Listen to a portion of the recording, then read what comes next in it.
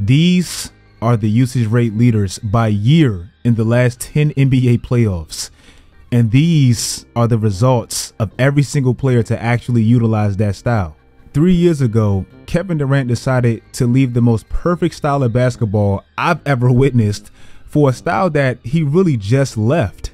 According to Draymond, during that little Hamptons pitch they had to KD prior to him actually joining, KD was adamant about simply playing good basketball again. Clearly, he didn't think him and Russ, they didn't represent that. Bro, in the last 3 games, KD played with Russ, and we know that was the last 3 losses in that 3-1 meltdown, right? In those last 3 games, he and Russ combined for 157 total shots.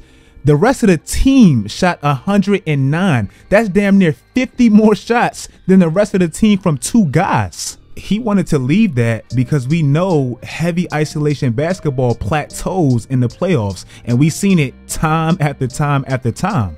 In both his championship runs with Golden State, his shots were sliced while his efficiency spiked. He goes to Brooklyn almost seemingly working backwards, and he finds himself back in a very familiar situation. But remember when he left Golden State and said this about Steve Kerr's offense? And now that very same offense is back in the finals without him. So was he right, or was he extremely wrong? Today's video is brought to you by DraftKings. Unfortunately, the NBA season is coming to a pretty quick ending, but there's still time for you to take advantage of this insane DraftKings offer. New DraftKings customers can put down just $5 on any remaining playoff team and get back a payout of $150 in free bets. That's 30-to-1 odds, bro. Something that you're never going to see on a daily basis. Also, if you're confident like I know I am, DraftKings customers can bet on the NBA with the same game parlays. Combine multiple bets from the same game for a significantly bigger payout. The more legs you add, obviously the more you can possibly cash out. Download the DraftKings app, place just $5 on any one of your favorite playoff teams, and get back a possible payout of $150 in free bets. Head over to the DraftKings app right now, use my promo code Swishout, and give yourself a chance at some pretty simple cash. But when Steve came in, I mean, he's like, move the ball, move the ball. Like, I'm watching Steph Curry going to mixing someone. He's like, pass the ball, pass the ball. I'm like, yo, no, he has to get the shots. Like, so I asked him, you keep telling us to swing the ball, but how's Steph Curry and Klay going to get shots? Because every time we get the ball or somebody starts dribbling, you're yelling, swing the ball. Those are the guys that have to get the shots. And he said, the ball will always find the guys who's supposed to get the shots.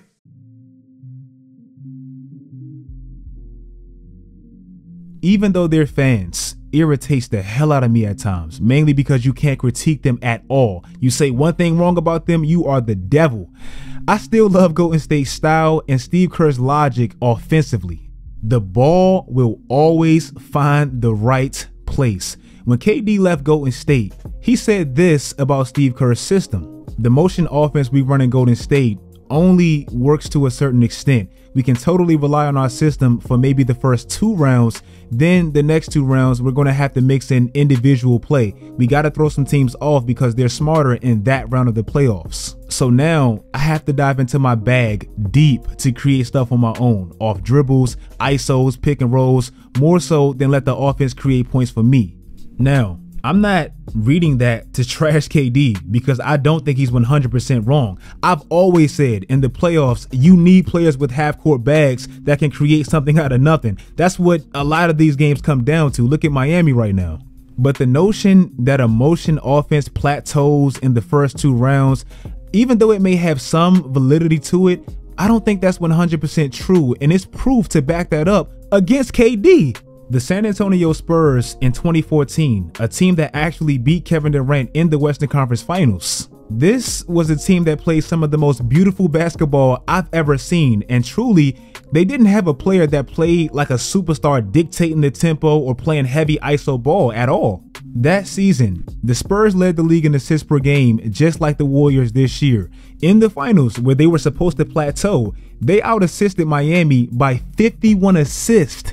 This led to the Spurs beating Miami by a record margin, 14 points per game, which also led to the Spurs setting the record with the highest field goal percentage in NBA Finals history, while Tony Parker led San Antonio in scoring with the fewest points per game of any leading scorer on a championship team.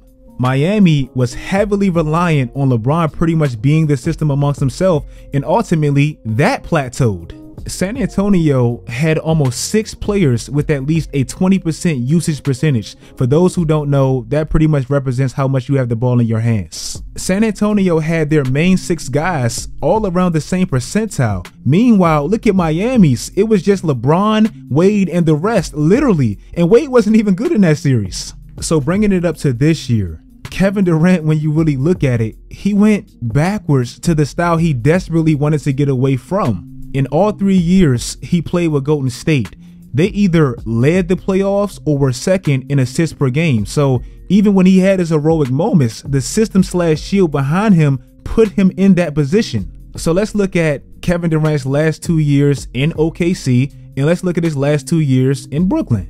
In 2014, as I explained, OKC lost to the Spurs, a team that led the league in assists and ultimately won the championship with a very pass-centric style. Russell Westbrook and Kevin Durant combined for a total of 245 shots in that series. That's a lot of damn shots between just 2 dudes. They literally outshot their entire team, which can work, but you have to be LeBron, Kyrie unconscious in 2016, which they weren't. Then their following playoff loss, they lost to another team that emphasized the importance of the ball finding the right place with a very pass-centric style again in Golden State.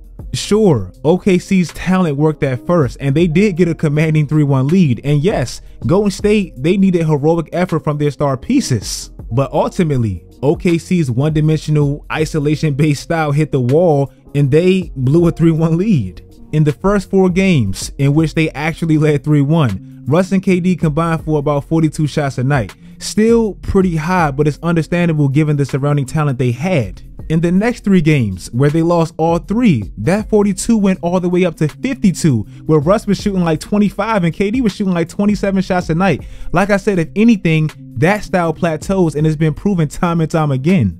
Now, let's look at the recent 2 years in the playoffs with Brooklyn. In 2021, they lost to Milwaukee, and I'm not even going to fake like I didn't pick Brooklyn and I didn't feel like the injuries to Kyrie and James Harden, that impacted the series. I thought Brooklyn would have won that series. I did. But it's almost like the basketball gods heard KD and gave him exactly what he wanted. Kevin Durant played one of the greatest series I've ever witnessed. Like, tough shot after tough shot. He damn near won it by himself. But as he explained on JJ Redick's podcast, it played right into Milwaukee's game plan. Their whole plan was like, well, KD can't beat us by himself, so Yeah. let him just go crazy. We're going to lock everybody else up. So they were a little loose on their coverages. Left me one-on-one sometimes. They planned and dropped the whole game. It was just like, well, I mean, I made 17 of my 23 shots because I just felt like it was a regular season game as far as the coverage on defense. And then they ramped it up a bit after that, but I felt like they underestimated us that game.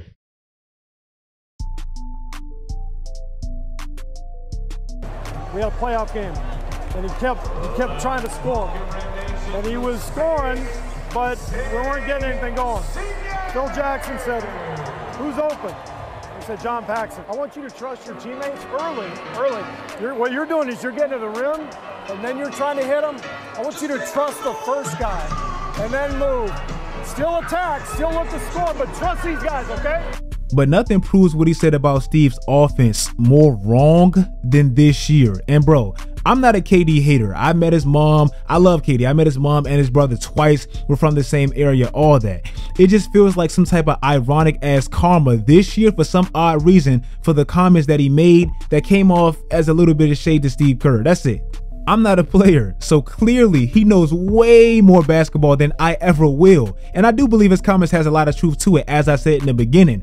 But again, Golden State specifically this year, they've proven the opposites to be right so much more than not. The playoffs this year, look at the top 4 players with the most ISO possessions. Obviously, Giannis, I'm not even talking about him because, I mean, that's for obvious reasons. But the rest, they're all at home. The Nets essentially played two-man, your turn, my turn basketball with KD and Kyrie, and Ime Udoka's defensive game plan just destroyed that style.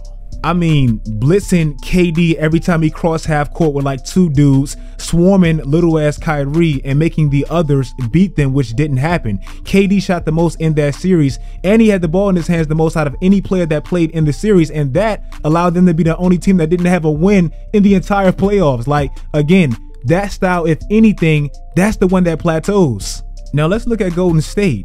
Bro, doesn't it feel like in almost every other win that they've had, it felt like the theme was always another player? Like Jordan Poole one night, then it's Steph, then it's Klay Thompson, then it's Wiggins, hell, then it's Looney. Like, it's always somebody else's turn. Against Dallas, a team that, let's not forget, they were great defensively in the regular season, top 6 in defensive rating, top 4 since January 1st, and a team that held Phoenix to under 100 points in 3 straight games, could have been 4. In every single win against Dallas for Golden State, 5 players or more scored at least 10 points, and 3 out of 4 times, 6 players scored at least double digits. As a team, they averaged almost 30 assists a night, and no one averaged even over 24 points. That series was almost identical as San Antonio, Miami in 2014. That's crazy. The system is the foundation. I'm gonna wrap this video up with this.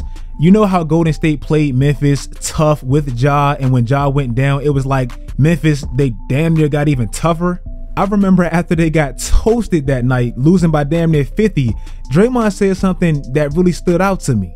He basically said a lot of their struggles is because they're playing a drastically different team. Like, you went from playing this ball stopper, isolation based player that pretty much does a lot of stuff off dribble, isolation style and all that, to now we have to cover the entire floor because everybody is pass friendly and pretty much everybody eats. That stood out to me so much because that explained exactly why they were 20-2 at some point without Ja. Like, even if they don't have the schematic plays of Steve Kerr or the shooters of Golden State, when you have a team playing so coherently, that can be a tough ass assignment for a defense. All 5 of them have to be engaged. So like I said, with Kevin Durant's statement, I partially agree and I definitely see where he's coming from. But it's like this year specifically, Golden State, they're debunking that. And if they play Boston, who I think they will play, and if they beat Boston, the team that swept Kevin Durant and Kyrie, it's like, damn, they just trashed that man's statement. And Steve Kerr's offense, you got to give it his props.